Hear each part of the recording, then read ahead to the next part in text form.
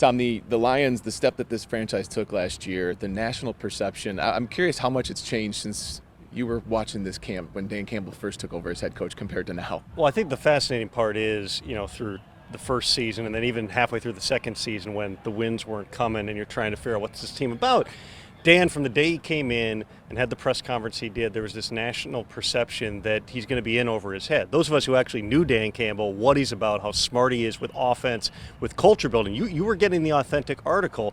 The moment that it flipped and they started to stack some wins, you could see everything change. Now, I think Hard Knocks really helped with that. Obviously, going on the run they went on last year justified how good this team potentially can be. And this is the first time in a long time you can sit here and say the Lions are the hunted, not the hunters. And when that transition happens, it changes a lot of things in terms of the dynamic around the team.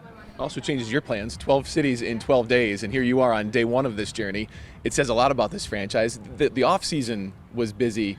Holdouts are always a part of camp, but this group got a lot done. As you were reporting and getting so close to the inside of all of this, what stood out to you about the negotiations of this team and the fact that they were able to get it done with Penei Sewell, Amon-Ra St. and Jared Goff? Well, I think the Goff deal was the interesting one because it did come in higher than what a lot of people within the league thought, especially Kirk Cousins gets $45 million a year. Goff outshoots that by a substantial amount.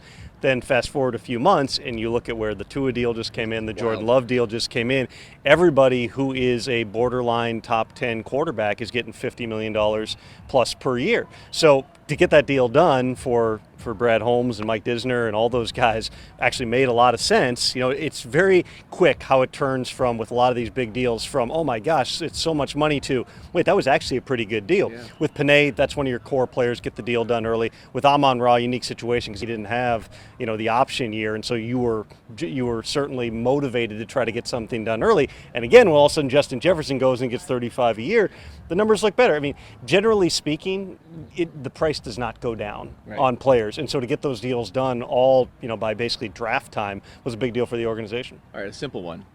What is the ceiling for this team this year? Because everyone around here is saying those two words in Super Bowl. Do you believe it is definitely a possibility for this group? My dad texted me yesterday. He lives in the UP. He's a Vikings fan, but he's around a lot of fans of different teams from the NFC North. And he was saying, who do you think this year? Who's your team? And I'm not a big prognostication guy, but I was like, well, I'll be at the Lions and the Packers the next couple of days. I'll let you know after that. And he specifically was like, what about the Lions? I think that's the difference. I think that it's fair, just people on the outside, observers, fans, everybody should be sitting here and saying, you had that game in San Francisco. You could have had the Packers at home if things go a little bit different the previous week. The next step is only one place, which is winning the Super Bowl. And I know that Dan Campbell doesn't shy away from any challenge. The team takes on his personality. You never want to say Super Bowl or bust, but I think Dan said himself, which was he's only thinking Super Bowl. The overall star power on this roster, I think people across the country are starting to recognize the stars. What does it say that this is homegrown talent, from Aiden Hutchinson all the way to Amon-Ra Penei, these guys? What does that say about this franchise? Well, it speaks to the job that Brad Holmes and his staff have done from a drafting perspective through the course of time here. They've made some key free agent acquisitions. A guy like Alex Anzalone, who's a big piece of this defense. He was available for a reason because he's had an injury history, but he's somebody that Dan knew, the perfect fit.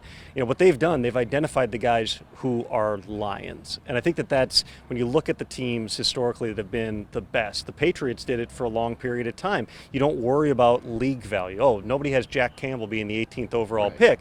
But the Lions have him graded that high, so just go take the guy. Yeah. Jahmyr Gibbs, there were other teams. A lot of coaches love Jahmyr Gibbs. But, they would have taken him even before they traded back. If they got stuck at, I think it was pick 6, they would have taken him there. We didn't even talk about Jahmyr Gibbs here. And that's, he's not even technically the starting running back, through the course of last season. Obviously, it was David Montgomery. And so there's so many good players, the Brian Branches of the world that I think have kind of introduced themselves here. I know Dan and the staff are fired up about all the additions they've made to the secondary.